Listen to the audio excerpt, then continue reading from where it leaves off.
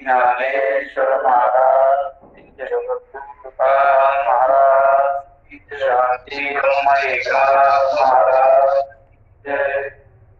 माया जले भवसागरू भरला असे अति दुस्तरू त्याचा उतरावया परंपारू होय तू तारू मुनिवर्या त्याचे फळ त्याचे सकळ जळ क्षार माझी सावजी अनिबार एक एक चराचर गिळले साचार निज शक्ती लाटावरी अचाट लाटा प्रहाच्या अति दुर्घटा आदळती अविवेक तटा धैर्याची काठा पाडीत। काय सांगतायत शांती ब्रह्मनाथ महाराज की ज्यांचं हे 11व्या श्रीमद भागवताच्या 11व्या स्कंदावरील एकनाथी भागवत असा हा ग्रंथ, या ग्रंथाचं प्रवचन नेहमीप्रमाणे आजच्या दिवशी पूर्वपाठिका अशी आहे याची की गेल्या प्रवचनामध्ये आपण बघितलं की परीक्षिती राजाला शुकाचार्य सांगतात आणि भगवंत परमात्म्याच्या चरित्रामध्ये भगवान श्रीकृष्ण आपल्या कुळाचा नाश करण्याचा विचार करतात आणि म्हणून त्या सर्व द्वारकेमधून ऋषी मुनींना बाहेर काढलं आणि प्रभास क्षेत्राला पाठवलं आणि त्यानंतर मग सगळे ऋषी म्हणजे संत द्वारकेतून गेले।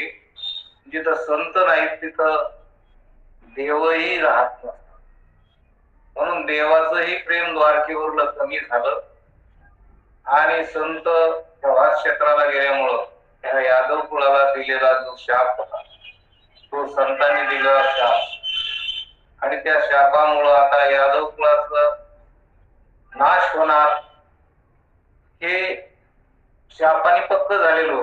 पण आता त्या द्वारकेमध्ये सगळे यादव राहत होते, संत मात्र प्रभास क्षेत्राला भगवान कृष्णानं आपल्या युक्तीनं सगळ्याला पाठवून दिलेलं आहे आणि म्हणून अशा शापयुक्त यादव कुळामध्ये आता सगळे द्वारकेत राहतात। पण आता त्यावेळेस तिथं नारद महर्षीची ये जा चालू राहत, कारण नारद महर्षी हे प्रजापती दक्षाच्या शापानं एक ठिकाणी राहत नव्हते आणि म्हणून ते सारखं भ्रमण करत होते।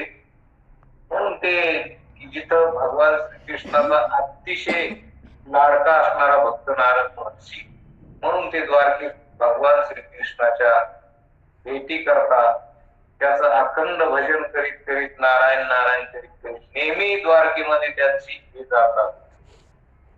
आणि एक दिवस द्वारकेत आले, त्या दिवशी वसुदेवाच्या घरी आले, म्हणजे भगवान श्रीकृष्णाच्या घरी आले तर वसुदेवाची भेट झाली आणि वसुदेवाने त्यांची षोडोपचारी पाद्यपूजा करून बसायला आसन देऊन त्याने खूप आदर सत्कार आणि नारद महर्षी यांची अतिशय चांगल्या प्रकारची पूजा करून त्यांची स्तुती केली आणि आता प्रश्न विचारायला सुरुवात केली की संत आमच्या घरी आले म्हणजे आम्हाला जो आनंद आहे तो आनंद असा संताला भेटल्याच्या नंतर तो आनंद कुठंच नाही, असा आनंद जीवनात प्राप्त होतो। कारण संत जीवनात आले की जीवन हे बदलून जातात। मावळीत विश्वाभासू नवल उदयाला चंडांशू अद्वय अर्जुन विकासू अंधुआता, की ज्याच्या जीवनामध्ये संत आले त्याचं जीवन हे कमळाची म्हणजे फूल जसं सूर्योदय झाल्यावर उमलत असतं अशा प्रकारचं साधकाचं जीवन हे उमलत असतं, म्हणजे त्याची प्रगती होत असते की असं ते जीवन सफल होत असतं की ते दुःखातून जाऊन त्या जीवनाचं दुःख जाऊन सुख त्यांना प्राप्त होतं, सर्व सुखाची प्राप्ती होती, ही संत संगतीला होते। आणि म्हणून नारद महर्षी हे वसुदेवाच्या घरी आल्याच्या नंतर वसुदेवाने प्रश्न केलेला आहे की हे नारदा की आम्हाला तुम्ही आता ब्रह्मज्ञान सांगा आमचा उद्धार करा. कारण तुम्ही म्हणता की मी देव माझ्या पोटी जन्माला आला आणि व्यवहारात जर बघितलं तर मी देवाचा बाप, पण तरीही मला ब्रह्मज्ञान होत नाही. कारण तो ब्रह्मस्वरूप असणारा परमात्मा, मी त्याची पूर्वी भक्ती केली आणि भक्ती करून मी त्यावेळेसच मला परमात्मा प्रसन्न झाला. पण मी परमात्म्याला माझा उद्धार करा असं म्हणण्याच्या ऐवजी मी वात्सल्य भाव माझ्या ठिकाणी प्रकट झाला आणि देवाकडे पाहून मला देव वात्सल्य रूपानं मला पालकासारखा वाटला आणि मला माझ्या सहज म्हणजे मायेने माझी बुद्धी हरपून टाकली. जसं जे मागायला पाहिजे होतं ते न मागता मी भगवंता पुढे काय मागितलं की तू माझा मुलगा हो आणि माझ्या पोटी जन्मा. असं सांगितल्यामुळं की देव तू म्हणले आणि देवानी कृष्ण रूपानं वसुदेवाच्या पोटी जन्म घेतला. आणि मग आता ज्या ब्रह्मज्ञानाची मला आस होती, ज्या ब्रह्मज्ञानाची मला इच्छा होती, अपेक्षा होती, ते ब्रह्मज्ञान मला कधी प्राप्त. कारण कोणताही साधक की त्याची अंतःकरण कृपा, स्वतःची स्वतःवर कृपा झाली पाहिजे, की त्याला इच्छा झाली पाहिजे आपला उद्धार होण्याची. त्याला वाटलं पाहिजे की या दुःखातून मी संसार दुःखातून पार पडावं, हे सगळं दुःख नाहीच व्हावं आणि मला परमानंदाची प्राप्ती व्हावा अशी इच्छा झाली पाहिजे. ही ज्याची त्याची इच्छा झाल्याशिवाय ते प्राप्त होते. भगवंताची कृपा आपल्याला निर्देह मिळाला म्हणून भगवंताची कृपा आहेच, पण अंतःकरण कृपा झाली पाहिजे. नाही तर माणसाची संख्या आहे तुम्ही येतात सगळे परमात्मा नाही करीत, कारण अंतःकरण कृपा नाही. त्यांनाच इच्छा नाही उद्धाराची. माऊली तर सांगतात आपुले आपण करा सोडवण संसार बंधन तोडावे की. मग संसार बंधन आपुलं आपल्यालाच तोडावं लागतं. म्हणजे आपल्याला इच्छा झाली पाहिजे उद्धाराची. आपल्यालाच इच्छा जर नसलं तर उद्धार होण्याचा काही प्रश्नच नाही. याला अंतःकरण कृपा म्हणतात की आपल्यावरच आपली कृपा झाली पाहिजे, आपली इच्छा झाली पाहिजे आपल्या उद्धार व्हावं. अशी जर साधकाच्या ठिकाणी तळमळ झाली तर त्याला मग संत म्हणजे संत कृपा होती. संत कृपा झाली की मग इमारत होणार. संत कृपा झाली इमारत. संताकडून आपल्याला जे ब्रह्मज्ञान होतं आणि त्या ब्रह्मज्ञानाला मी परमात्मा आहे किंवा परमात्मा एक आहे आणि तो माझ्यावर वेगळा नाही अशा प्रकारचं स्वरूप ज्ञान आपल्याला संताकडून होत असतं. आणि मग पुढं ती कृपा झाल्याच्या नंतर पुढे शास्त्र कृपा होती. मग आपण संताकडून बोध घ्यावा, ऐकावा, आपण चिंतन करावं, आपण तो प्रसाद दुसऱ्यालाही द्यावा. काला वाटू एकमेका वैष्णवनिका संभ्रम म्हणून हे ज्ञान देण्याची परंपरा आहे पूर्वीपासून. आपल्या भागवत धर्मामध्ये हे ज्ञान भगवान महाविष्णू पासून, भगवान शंकरापासून, ब्रह्मदेवापासून हे परंपरा आलेल्या आहे. आपण बघितलं गेल्या थोडस की तुकाराम महाराजांची परंपरा, नाथ महाराजांची परंपरा, माऊलींची परंपरा, ह्या सगळ्या परंपरा जर बघितल्या तर हे आपल्याला सगळ्याला हे ज्ञान सगळ्याला माहिती. म्हणून अशा प्रकारचं हे चिंतन सांगत असताना की आपला उद्धार होण्याची तळमळ आपल्यालाच पाहिजे. अशी तळमळ वसुदेवाला की पहिल्या जन्मात पूर्वी मी भक्ती केली पण मायेनं मला भुगून टाकलं आणि मला परमात्म्याची प्राप्ती व्हावा अशी इच्छा मनात असतानाही मला पुत्र स्नेह निर्माण झाला. मी परमात्म्याला बोलतो की माझा पुत्र. आता त्याला जर म्हणलं आता तो साक्षात ब्रह्म आहे, आता तो घरात खेळतोय पळतोय, इकडून तिकडं माझ्या पुढून जातोय, माझ्या पुढून येतोय, पण त्याला जर मी म्हणलो मला ब्रह्मज्ञान सांग तर ते म्हणून तुझा तुम्ही काही म्हणता आपलं मी का तुझा गुरु, मी तुम्हाला सांग गुरु ब्रह्मज्ञान सद्गुरूकडून होत असत. मी तर तुमचा मुलगा आहे, तुम्हाला काय सेवा करायची ते सांग. मी ब्रह्मज्ञान कसा सांग, आता तू मला ब्रह्मज्ञान सांगत नाही आणि मग ब्रह्मज्ञान जर सांगत नाही, मला ब्रह्मज्ञान होत नाही, तर मग माझ्या ठिकाणी तळमळ जी आहे ती उद्धाराची, ती माझीही संपलेली नाही. मी जरी देवाचा बाप झालो असतो. म्हणून नारदा तुम्ही माझ्या घरी आलात, माझं भाग्य उदयाला आलं. संत आले घरात, संत येते घरातूची दिवाळी दसरा. आज माझ्या घरात, माझ्या जीवनात खरा आनंद झालेला आहे की आज तुम्ही माझ्या घरी आलात, म्हणून आज माझं भाग्य उदयाला आलं. तुम्ही मला आज माझ्यावर कृपा करा, मला उपदेश करा, मला ज्ञान, भागवत धर्म काय आहे तो मला सांग. अशा प्रकारचं प्रश्न, अशा प्रकारचं जे भागवत धर्माबद्दल किंवा माझ्या उद्धाराच्या तळमळीबद्दल नारदातून बोलतात आणि नारदाला सांगतात की मला ते ज्ञान सांगा. म्हणून असा प्रश्न वसुदेवाने नारदाकडून केलेला आहे. आणि आता नारद म्हणतात,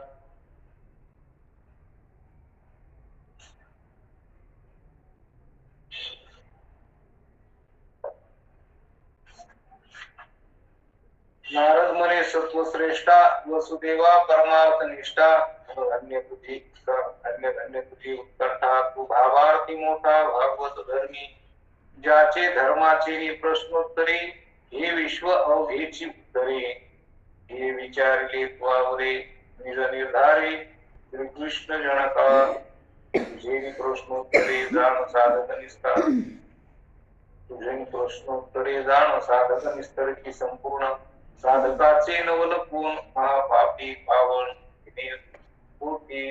अशा प्रकारचे नारद महर्षी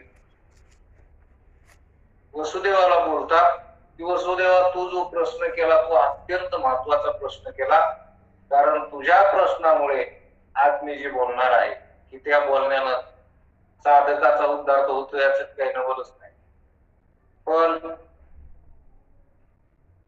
अतिशय किती जड मूळ जरी असला तरी त्याचा सुद्धा या भागवत धर्मानं उद्धार होईल, अशा प्रकारचं हे चिंतन आहे. आणि म्हणून तू जो प्रश्न विचारलास तो खूपच चांगला प्रश्न विचारलास. म्हणून ज्याचे धर्माचे प्रश्नोत्तरे, हे विश्व अवघेची उत्तरे, हे विचारिले तो बरे निज निर्धारे कृष्ण जनका. की तू असा प्रश्न विचारलास की सगळ्या जगाचा उद्धार या प्रश्नानं होईल. भागवत धर्माचे गुणे, एक उद्धरती श्रवणे, एक करती पठणे, एक निस्तरती ध्याने, संसार पाश. मग भागवत धर्माचं हे जे असणार भागवत धर्माचं तत्व आहे किंवा भागवत धर्म जे संतांकडे आहे त्याचं संत विश्लेषण करतात आणि ते साधकाला देतात. साधकाला देतात भागवत धर्म म्हणजे काय देतात की हा निष्ठेनं श्रवण केला पाहिजे. हे श्रवण जर केलं तर उद्धार व्हायला काही वेळ लागत नाही. संतांचं बोलणं समजून घेणं, ऐकणं आणि समजून घेणं, बस परमार्थ काही अवघड नाही. पण संतांची भाषा, संतांचं बोलणं कळालं पाहिजे आणि त्याच्यावर निष्ठा असली पाहिजे. आणि ते आपण जर लक्षात घेतलं तर आपल्याला जसं आहे तसं कळत असत. आणि म्हणून आता नारद म्हणतात, वसुदेव म्हणतात नारदाला की हा संसार तरण्याला खूप कठीण आहे. आणि मग हा संसार तरण्याला कठीण आहे तर जीवाच्या ठिकाणी हा संसार हा दुःखाला कारण. आणि जीवाला संसाराचं स्वरूप जसं कळत नाही. आणि मग संसाराचं स्वरूप हे मिथ्या स्वरूप हे कळत नाही. आणि आपलं सत स्वरूप हे आपण चैतन्य आहोत, आपण परमात्मा आहोत हे जीवाला कळत नाही. कारण जीवाला म्हणजे जे खरं आहे, काय जे खरं आहे ते इंद्रियाने कळत नाही. इंद्रियाने कळत, इंद्रिय गोचर इंद्रियाने ते कळत नाही. आपल्याला जीवाला वाटतं की जे इंद्रियाने कळतं ते, जे इंद्रियाने कळतं ते खरं आहे.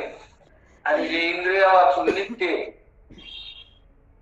त्याच्यावर मात्र नजर नाही. त्याच्यावर काय नाही, नजर नाही. आता ह्या आपल्याला सगळ्या वस्तू जर आपण पाहिल्या तर काय दिसतंय आपल्याला? वस्तू दिसतात सगळ्याला पाहिजे. प्रत्येकाने आपापल्या समोर काय काय दिसतं ते पाहिजे. कोणी सांगन काही भिंत दिसायली, भिंतीवर काही घड्याळ असली काही किंवा हँकर असलं, त्याला कपडे असले, हे सगळं दिसत.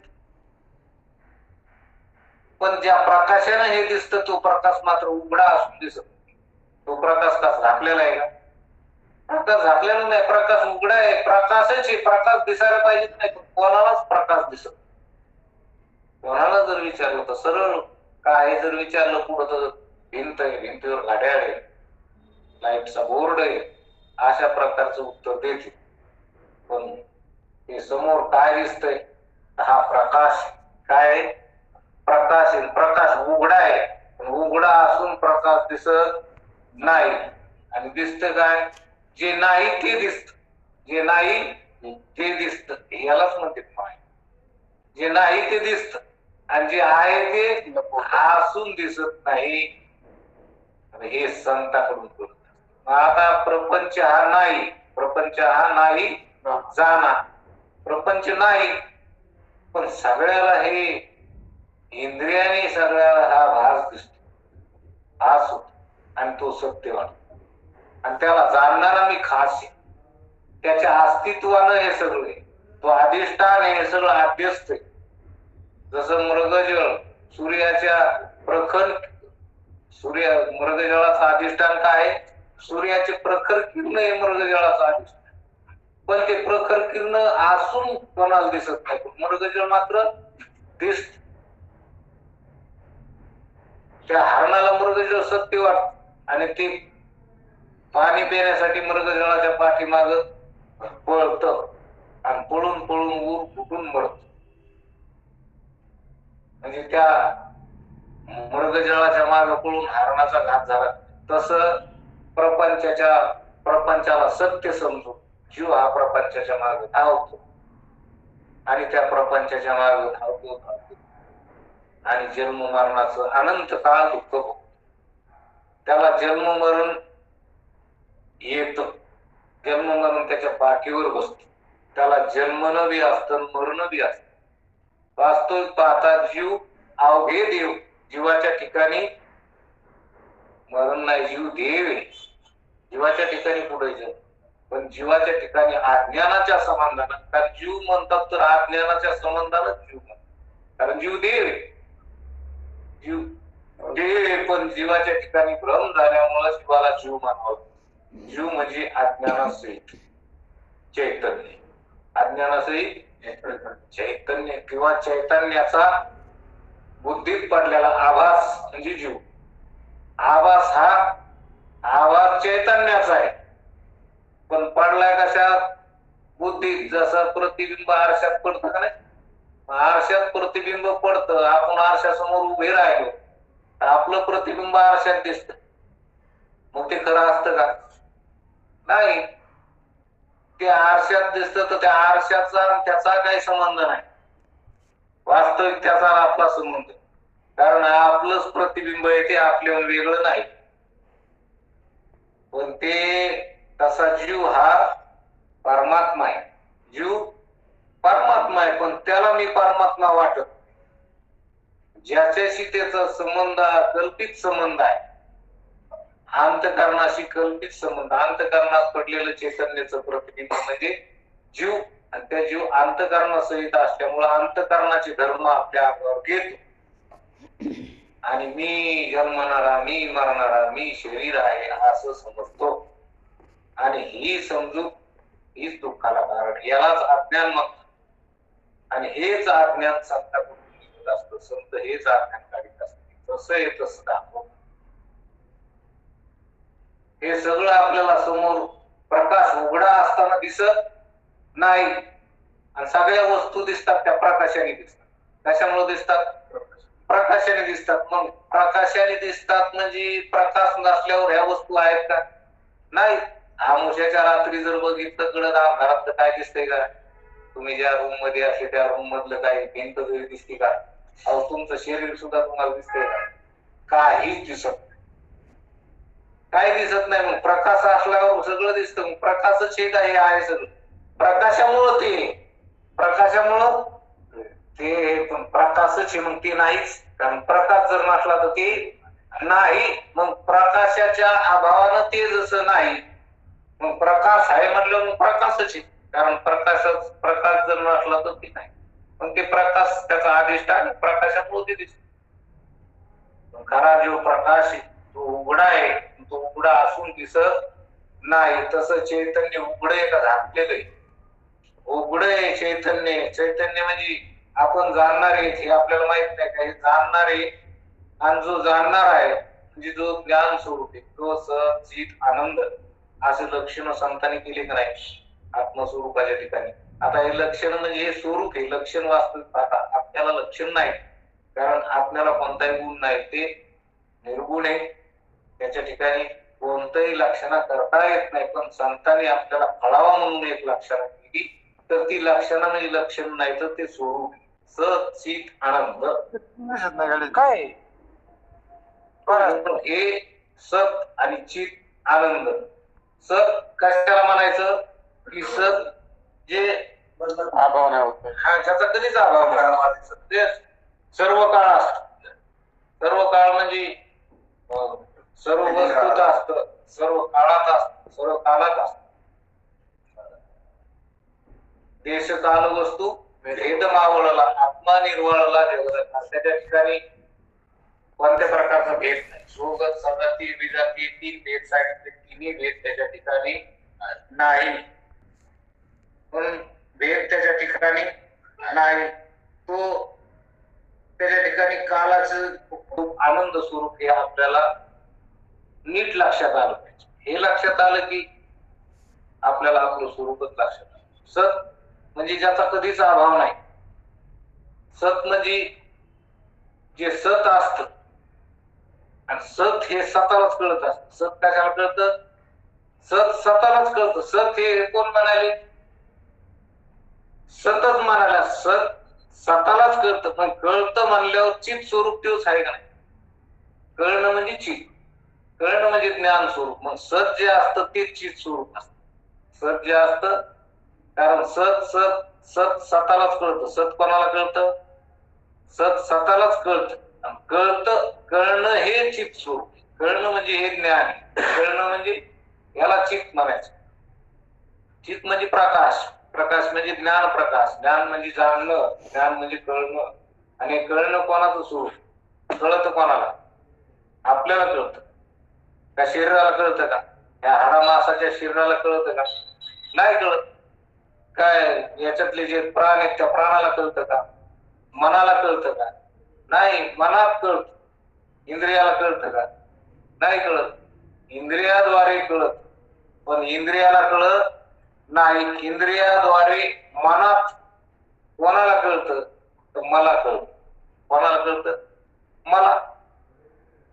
मी मी मी मी जो म्हणतो मी अमुक आहे, मी अमुक ऐशी काय, मी अमुक आहे ऐशी जी जी वस्तू जे बुद्धीस पुरे अरनिशी ते वस्तू का मी, की ते मीच जे स्मरण होतं. तो मी म्हणजे तो परमात्मा म्हणतो तो मी. मीच स्फुरण कोणाला होतं? आपल्याला. मीच स्फुरण मी. मग जो मी आहे तो मी सत स्वरूप आहे. तो चित स्वरूप आहे. आणि जो सत असतो, जे चित असतो तोच आनंद आहे. कारण सत नेहमी असत. ते कधी त्याचा अभाव नाही. सर्व काळात, सर्व वस्तू, सर्व देशात, सर्व तिन्ही अवस्थात त्याचा असतो. म्हणून बघा, आता आपला बालपणा गेला. बालपणा आपल्याला माहिती आहे. आपण बालपणात होतो. आता तारुण्यात आलो. तारुण्यात सुद्धा बालपणातले तेच आपण आता आहे. पण बालपण राहिलं, बालपण मेलं. बालपण मेलं म्हणजे बालपणात बदल झाला. बालपण म्हणजे शरीराचा संबंध बालपण का आपल्याशी शरीर बालपणाचा संबंध होता? नाही. बालपणाला आपण जाणलं, बालपण बदललं, पण आपण तेच बालपणातले आता आहोत. जे आपण बदललो नाही. म्हातारपणातही आपण तेच राहणार आहे. म्हणजे आपल्या ठिकाणी बदल नाही, ज्याच्या ठिकाणी बदल नसतो त्याचा नाश नसतो. जे बदलत असतं ते नाशत असतं. बदल सृष्टीचा हा बदल होतो, जगात सारखं बदलत राहत. सारखी सृष्टी बदलत राहते, सारखी सृष्टी बदलत राहते.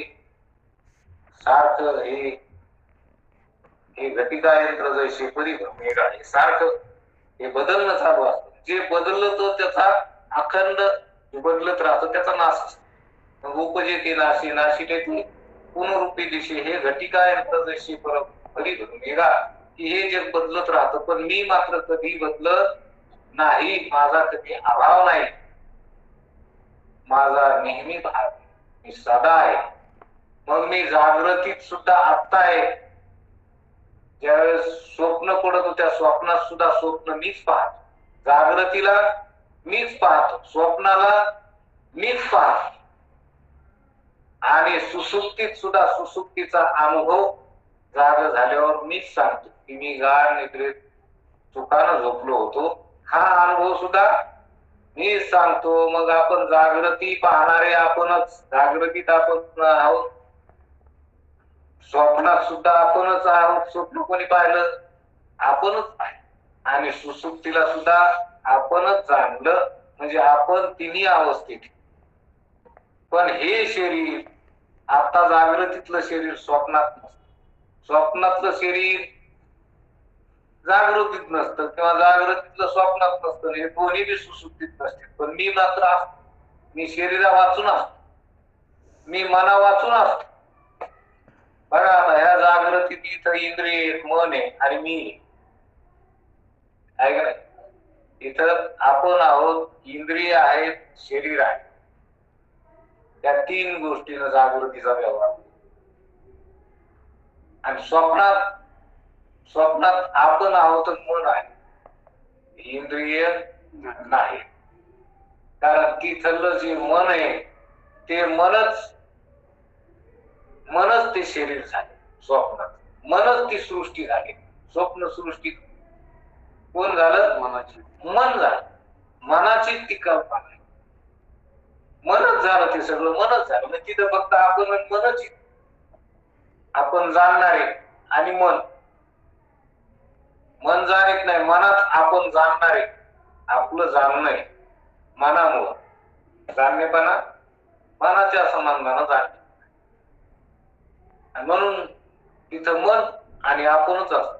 आणि सुसुप्तीत मन बी नसतं, आपणच एकटे असतो. आणि त्या सुसुप्तीचा अनुभव सांगतो. मग आपलं असणं हे शरीरा वाचून आहे, इंद्रिया वाचून आहे, अनुभव नाही का आपल्याला, आणि मना वाचून. मग आपण या सगळ्याहून वेगळे ते आपल्याला अनुभवानं नाही कळत. हे आपलं स्वरूप आहे की मन मी नाही, मी मनाला जाणणार आहे. मन जे मनाला, मन कळत नाही. मनाला कुठं कळतं मी मन आहे म्हणून? मनाला कुठं कळतं की हे मनात कळत, आपल्याला कळत, पण मनाला कळत नाही. इंद्रियाद्वारे कळत, पण इंद्रियाला कळत नाही. कळणं हे माझं आहे आणि कळणं हे ज्ञान स्वरूप, याला म्हणायचं चित स्वरूप.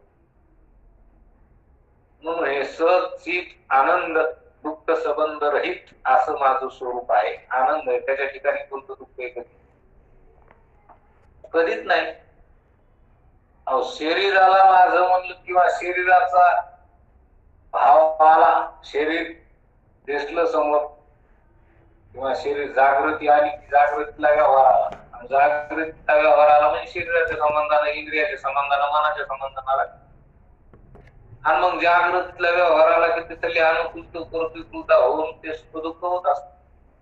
आणि मग ते सगळं शरीराला मी मानल्यामुळं ते सगळं अंगावर, आणि कारण त्याचं ज्ञान नसल्यामुळं, ह्या अज्ञानामुळं तशी फजित होती.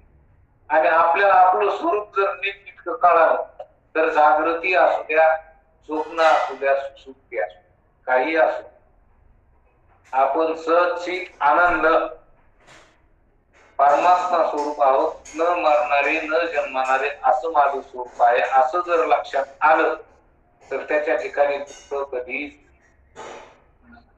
दुःख कधीच नाही. दुःख कशाच्या संबंधाने नाही, दुःख मनाच्या संबंधाने, दुःख त्या बुद्धीच्या संबंधाने.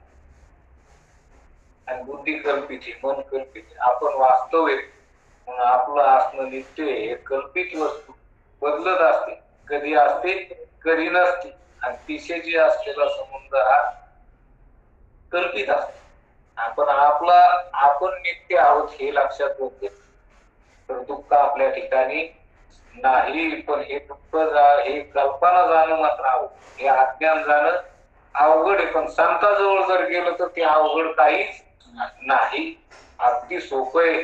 आणि हेच वसुदेव नारदाला विचारतात, नारदाला किंवा मला ह्या दुःखातून काय कर, तू वेगळं. कारण हे चिंतन संताकडे जर ऐकलं, संतावर भाव ठेवला, संतावर श्रद्धा ठेवली, विश्वास ठेवला तर संत आपल्याला हे ज्ञान आपल्याला देतात. सहज बोलणे हाची उपदेश, सहज बोलताना ते सहज आपल्याला शिकवतात. साया असे करुणी सहज बोलताना सहज उपदेश होतो. साया असाने शिकवते, अरे तू ब्रह्म आहेस, तू परमात्मा आहेस, तू हे शरीर नाहीस, या शरीराला जाणणार आहेस, शरीराहून वेगळा आहेस.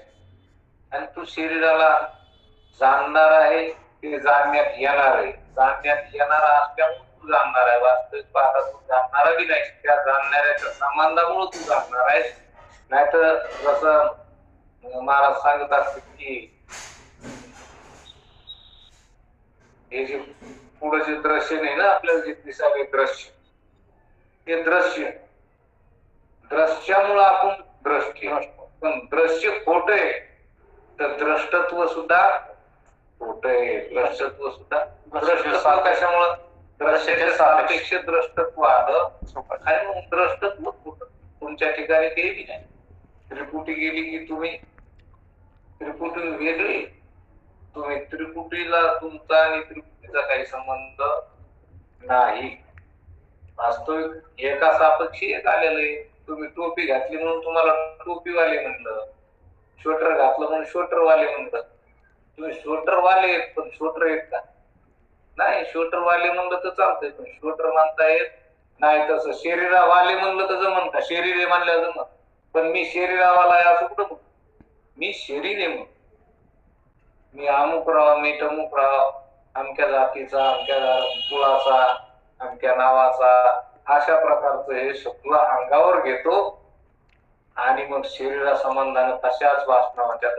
या संबंध हा वासनेचा अगदी वाढत वाढत जात. जन्म घेणे लागे वासनेच्या संगीची झाली अंगे आहे. म्हणजे जन्म वासनेच्या सोबत जशी जशी की अंतकालेच मामेव स्मरून मुक्वा कलेवरून, किंवा गीतेमध्ये सांगतात की अंतकाळाच्या वेळेला जी जी वासना होईल तसा तसा जन्म होता. पुढे चिंतन येणार. म्हणून इथं की भागवत धर्माची निवडे एक उद्धरती श्रवणे, एक तरती पठणे, एक विस्तारती ध्याने, संसार पास. हा संसार पास जर संतांच्या संगतीत राहून श्रवण केलं तर हा संसाराचा पाश म्हणजे हा संसाराचं जे बंधन आहे ते सहज नाहीस होत. कारण ते नाहीच, ते काय नाही, ते नाहीच तर बंधन तोडायचं कुठं? फक्त त्याला ओळखायचं की हे नाही. आपण स्वतःला उगाच संशयाने कल्पनेनं बांधून जे नाही ते समजलो, हा जे नाही ते समजलो, अशा प्रकारचा एक निस्तरती ध्याने संसार पास, एक श्रोतया वक्तया ते देखोनी सुखावती निज चित्ते, सद्भावे भले म्हणती त्या प्रीती करती ते भगवत धर्मे. आणि म्हणून अशा प्रकारचं हे एकाने श्रवण केलं की दुसऱ्याला सांगितलं पाहिजे. एकमेकाच्या श्रवणाला एकमेकाला हे सांगता येतं. कारण ही परंपरा जी सांगण्याची आलेली तर ती अशी एकमेकापासून सांगण्याची आलेली आहे. आणि म्हणून आता हे ऐकलं आणि सांगलं हे याला आपला हा भागवत धर्म असा आल्या ही परंपरा. तसं नारद महर्षीला इथं वसुदेव म्हणतात की तुम्ही मला आता ते ब्रह्मज्ञान सांगा, तू भागवत धर्म सांगा, कारण माझा उद्धार झाला पाहिजे. आणि महर्षी नारदही म्हणतात की तू असा जो प्रश्न विचारलास तर हा साधकाचाच उद्धार नाही, साधकासाठी अत्यंत महत्वाचं आहे, पण साधकासाठीच नाही तर जड मुळाचा सुद्धा याने उद्धार होईल अशा प्रकारचा हा तू प्रश्न केलेला आहेस. हृदय धरिता भागवत धर्म, अकर्म्याची निर्दयी कर्म, अधर्म्याचे निर्दयी धर्म, ते उत्तमोत्तम पद प्राप्ती. जेथे निघाले भागवत धर्म तेथे निर्दयी कर्म, तेथे निर्दयी कर्म विकर्म, निंदा द्वेष क्रोध अधर्म, अविद्येचा नाम ऋणेदी.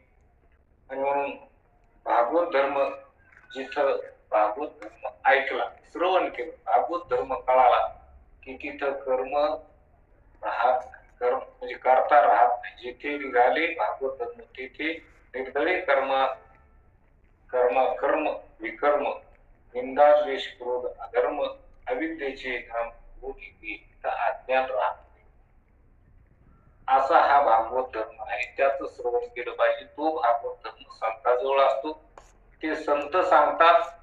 आणि म्हणून महाराज आपल्याला, नाथ महाराज आपल्याला की भागवत धर्म म्हणजे काय, तर भागवत धर्म म्हणजे आपलाच असणारा स्वधर्म, म्हणजे स्वरूप, आपल्या स्वरूपाचं आपल्याला हे ज्ञान झालं पाहिजे की मी परमात्मा आहे असं आपल्याला कळालं पाहिजे. पण आता आपल्याला जर मी परमात्मा आहे असं जर कोणी सांगितलं की आपल्याला वाटतं मी माणूस आहे, परमात्मा कसा काय, परमात्मा कसं काय, असा पक्का निश्चय झाला पाहिजे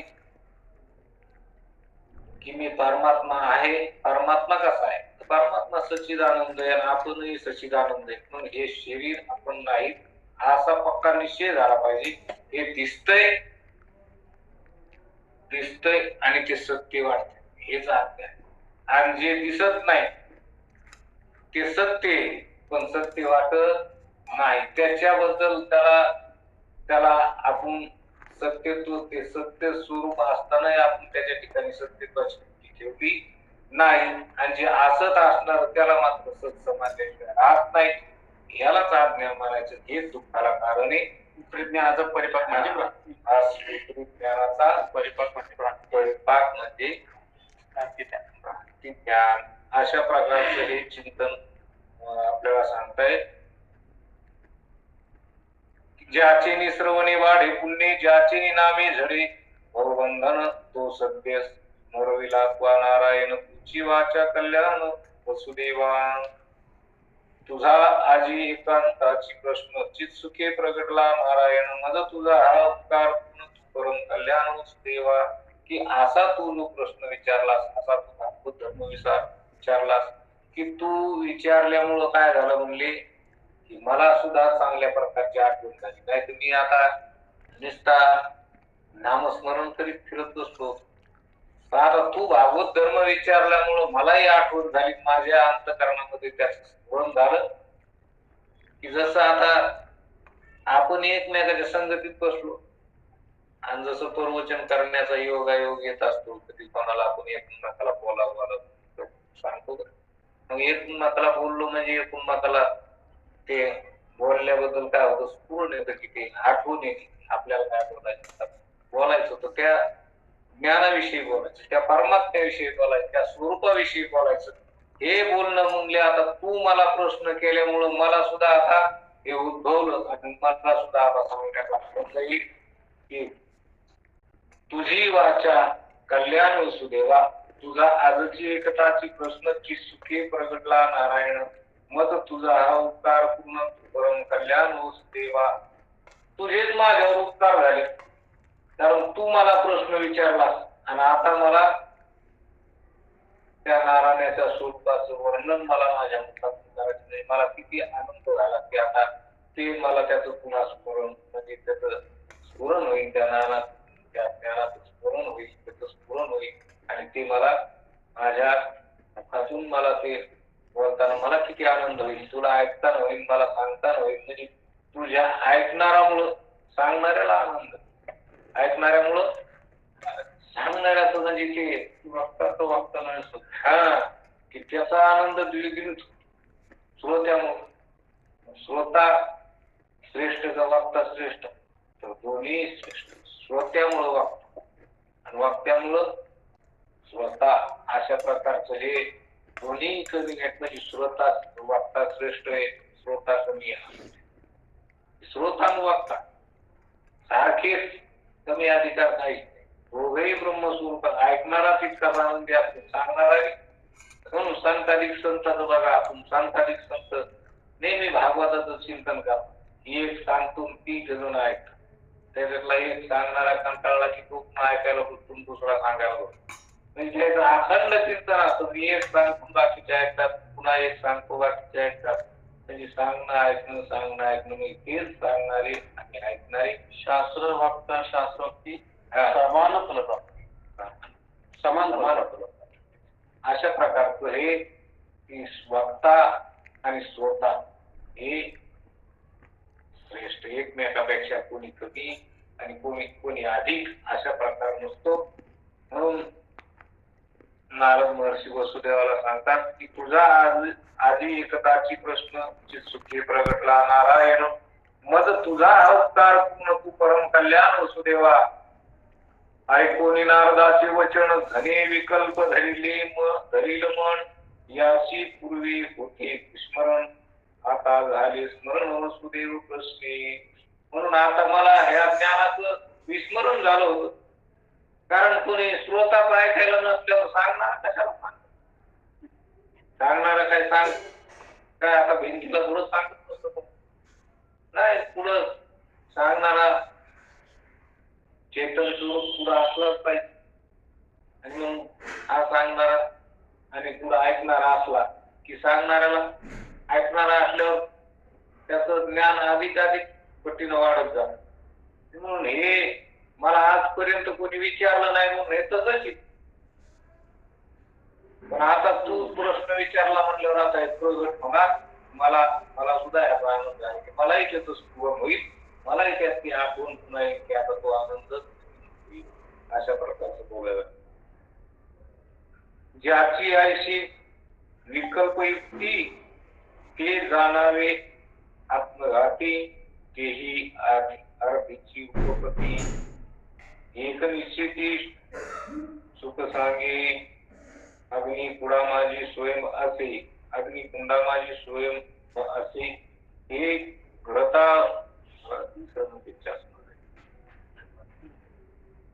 तो घृतावधाने अति प्रकाशे, देवी स्वयं प्रवसे सुख उल्लासी मुक्तांचे. प्रेम भावार्थी निनल्या श्रोता, मुक्तही उल्लासी सांगे कथा. येथील सुखाची सुख वाचता, जाणे जाणता स्वधर्म.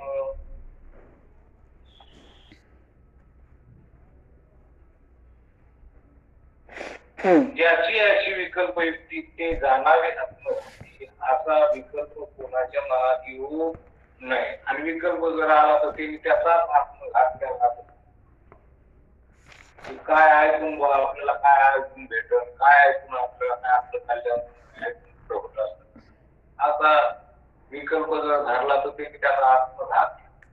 संतावर श्रद्धा असली पाहिजे, संतावर भाव असला पाहिजे. हे जर ऐकलं तर ते ऐकलं तर आपले कल्याण होतं. नाही तर आपलं कल्याण संतांच्या भेटीशिवाय कधीच होत नाही. संताविना प्राप्ती नाही अशी वेद देती वाही.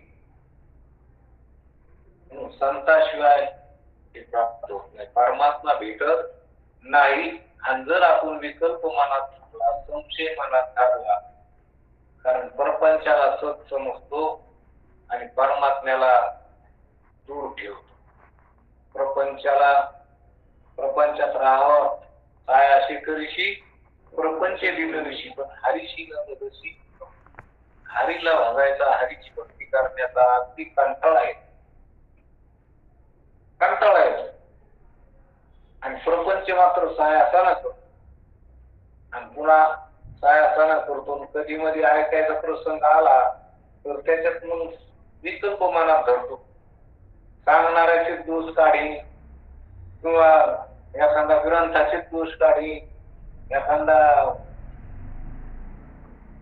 ठिकाणाचे दोष काढी, पण कशाचे दोष काढील, पण काय होतं की ऐकण्याची बुद्धी काही लागत काही. त्याचं कारण ते की त्याच्या मनात श्रद्धा नाही, त्याच्या मनात भाव नाही.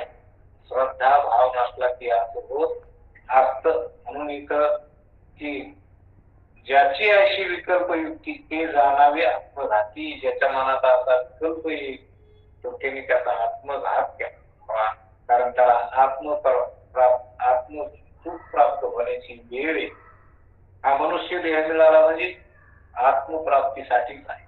आत्मा प्राप्तच आहे, पण अनेक जन्मातलं अज्ञान असल्यामुळं इतर शरीरात ते काही निघत नाही. मनुष्य देहात ते अज्ञान निघत असत. मनुष्य देहात अशी बुद्धी, त्या बुद्धीची सिद्धी आहे की आपल्याला त्या कळत आणि ओळखू येत. आणि म्हणून जसं आहे तसं आपल्याला कळत की अक्कल आहे. ही अक्कल आपल्याला असल्यामुळं या अक्कलीनं आपल्याला जसं आहे तसं कळून ओळखू येत. आणि म्हणून त्याचाच हा भाव की आपल्याला परमात्मा कळतो, आपल्याला आपलं स्वरूप लक्षात येत. इतर प्राण्याला नाही होत. इतर प्राण्याला मी आहे इतका भाव आहे, पण मी काय आहे हे त्याला काही कळत. तोच मी आहे, तोच मी आहे या भावाचा अभाव आहे. मी आहे याची जाणीव आहे की तोच आहे याचा अभाव. हा तोच आहे याचा अभाव आहे. आणि म्हणून मनुष्य देहातच हे अज्ञान काढता येत असतं. अज्ञान काढण्याची बुद्धी ही मनुष्य देहात आहे. आणि जर ही बुद्धी आपण संत संगतीत नाही घातली तर मग ती बुद्धी बोचट होऊन जाते. ही आपण अज्ञानी जीवाच्या संगतीत घातली की अज्ञाना जीवाच्या संगतीत ही बुद्धी जर लावली तर ही बुद्धी होतच होती. आणि संतांच्या संगतीत घातली की हिला धार लागत. जसं आहे तसं कळत असत. कारण बुद्धी चांगली आहे, पण बुद्धी संतांच्या पायावर ठेवली पाहिजे. आपण संतांच्या पायावर ठेवत नाही.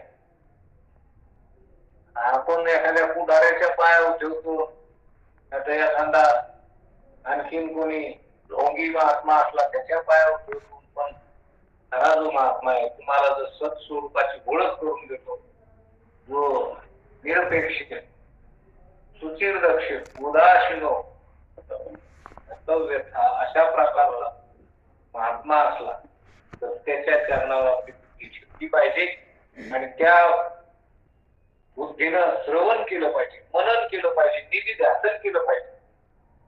श्रवण मनन निधी ध्यासन केलं की आपलं आत्मकल्याणच होत असतं. म्हणून विकल्प कोणत्याही प्रकारचा धरू नये. संतांच्या संगतीत अतिशय उल्हासाने बसलं पाहिजे. बैसता संतांची संगती कळू आले कमलापती आपले कोणीच नव्हती निश्चय चित्ती दृढ झाला. संतांच्या संगतीत मात्र आपल्याला परमात्मा कळतो. आणि परमात्मा आपला आहे, आपण परमात्म्याचे नाही. पुढे गेलं की परमात्मा आपला, मी परमात्मा, परमात्मा माझा, मी परमात्म्याचा, देव माझा, मी देवाचा असं म्हणावं लागतं. पण पुढं त्याच्या पुढे गेलं की परमात्माच मी आहे, परमात्मा मी वेगळा नाही असं लक्षात आलं की सांगा आता कोणत्या प्रकारचं दुःख त्याच्या ठिकाणी नाही. असं स्वरूप आपल्याला नीट करायला पाहिजे. म्हणून हे विकल्प कधी आला नाही पाहिजे. तेही आरतीची उपपत्ती एक निश्चिती सुख सांगे. सुखाचार्य सांगतात परीक्षितीला काही हे परीक्षिती राजा हे तू भागवत धर्म नीट लक्षात. कारण संतांच्या ठिकाणी बुद्धीला श्रवण कर, मनन कर, निधी ध्यासन. संता वाचून दुसरं काही ऐकू नको. आणि तेच खरं असं समजतो. संतांचं ऐकल्याशिवाय राहू नको. संतांवर श्रद्धा ठेव. एक निश्चिती सुख सांगे. अति अग्निकुंडा माझी स्वयंभासे तो घृतावधाने अतिप्रकाशे देवी सप्रेम कृष्ण वेशे सुख उल्लासे मुक्तांचे.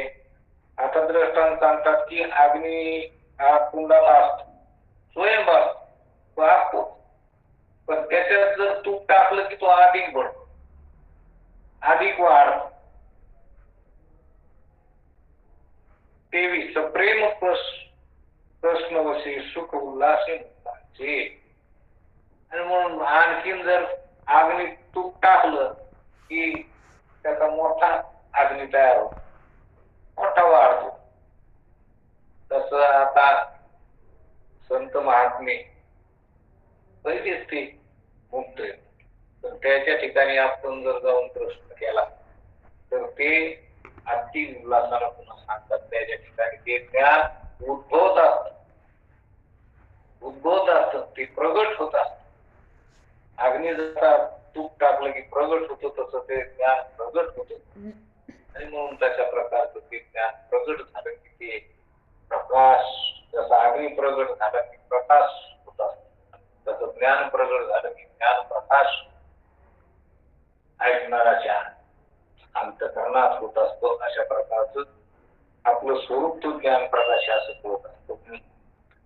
सप्रेम भावार्थी मिनल्या श्रोता मुक्त ही उल्हासी सांगी कथा. तेथील सुखाची सुख वादुता जाणे जाणता स्ववर्म की तेथील सुखाची सुख स्वादुता मुक्त ही उल्हासी सांगी कथा. असा प्रश्न जर संताला विचारला तर संत उल्हासाने सांगत, आणि मग उल्हासाने सांगितल्यावर ते ज्ञान अधिक अधिक वाढत. कारण हे ज्ञान वाढण्याचं ठिकाण आहे मनुष्य देह. बघा, दगडाला जर बघितलं तर तिथं ज्ञानच नाही, आहे का नाही? तिथं ज्ञान नाही होत. हा, आणि ते ज्ञान नाही होत. आणि प्राण्याच्या ठिकाणी ज्ञान आहे पण सीमित, ती वाढत नाही. निद्रा भय मैथून सर्व योनीशी समसमान इतकं. आता ती वाढत नाही, पण मनुष्य देहीचे ज्ञान हे ज्ञान अधिक वाढत. हे ज्ञान जसं जसं तुम्ही अभ्यास करता तसं तसं वाढत. इथं ज्ञान कसं होतं, वाढतो मनुष्य देहात. इतर प्राण्याच्या ठिकाणी ती वाढत नाही, आणि जडाच्या ठिकाणी तर ती नाही, आणि मुक्ताच्या ठिकाणी तर ती नेहमी इतक्या. आणि मग मुक्त पुरुषाच्या ठिकाणी जर आपण ही गोष्ट केली त्या ज्ञानाची, ते आपल्याला सांगत असतात. त्याच्या ठिकाणी ते प्रगट होत असतात. किती जण या आणि किती त्याचा आस्वाद, की जगाचा उद्धार करण्यासाठी. म्हणून त्याच्या जवळ गेल्यावर कोणत्या प्रकारचा विकल्प न धरता आत्मज्ञानी पुरुषाच्या पुढे जाऊन आपलं मनोगत तिथं मानलं पाहिजे, आणि मला माझा स्वीकार करा, मला तुमच्या पदरात घ्या, आणि मला ते आत्मज्ञान, ते ब्रह्मज्ञान मलाही भगवत स्वरूप करा, किंवा मला भागवत धर्म सांगा, मला स्वधर्म सांगा, किंवा माझ्या ठिकाणी जी देहबुद्धी आहे ती देहबुद्धी गेली पाहिजे. मला परमात्मा कसा आहे कळाला पाहिजे. हे साधकाला साधक त्याला म्हणावं की संसाराचं त्याला दुःख वाटलं पाहिजे, आणि परमात्मा प्राप्तीची तळमळ वाटली पाहिजे. असा द्वैधी अवस्थेत साधक असतो की त्याला संसार बरा वाटतो, पण दुःख रूपे म्हणून त्याचं मन तिथं लागत नाही. आणि परमात्मा एका वाटतो, मुंबईतच नाही. साधक भाषा आहे, साधक अवस्था आहे. म्हणून त्याची तळमळ परमात्मा प्राप्तीसाठी, परमात्मा भेटण्याची काय तळमळ असते. अशा प्रकारची ही वसुदेवाची तळमळ आहे. हे नारद सांगतात. किंवा वसुदेवा, तू चांगला प्रश्न विचारलास, तुझ्या प्रश्नामुळं काय होईल की तुला आनंद होईल, मला सांगण्याचा होईल, आणि इतकंच नाही तर हा भागवत धर्म इतरांना सुद्धा ऐकून या सगळ्यांचं काय होईल, उद्धार होईल, जन्माचा उद्धार होईल. अशा प्रकारची कथा, अशा प्रकारचं चिंतन आहे. याला मुक्त मुमुक्षु विषय विजन याला मुक्त मुमुक्षु विषय विजन भागवत धर्मी निवती संपूर्ण तोची वसुदेवे केला प्रश्न. तेने नारद पूर्ण सुखावला, जेका पूर्व परंपरागत जीर्ण भागवत धर्म एक सांगावया नारद निश्चित उपकारी इतिहास. ऐशियार्थी विधेयाचा प्रश्न संवादी आयुष्य नवजन ते भावुक धर्मजान इतिहास पूर्ण सांगेन एक आळशब कोण म्हणशील मुळी त्याची सांगेन वंशावळी जन्म यथांचा सुपुळी नवा माझी झाली ब्रह्मनिष्ठा अशा प्रकारचा हा भागवत धर्म आता नारद महर्षी वसुदेवाला सांगतात. त्याच्यासाठी नारद महर्षी वसुदेवाला 9 ऋषभपुत्राची गाथा सांगतात. ऋषभाला 100 पुत्र होते. त्याच्यातले भरत राजाची कथा सांगून पुन्हा 9 ऋषभपुत्रांची कथा याच्यातूनच भागवत धर्म ते वसुदेवाला सांगणार आहेत. ते चिंतन अतिशय गोड आहे. ते आपल्याला पुढच्या प्रवचनात ऐकायचं आहे. कुंडली वरदा विठ्ठल श्री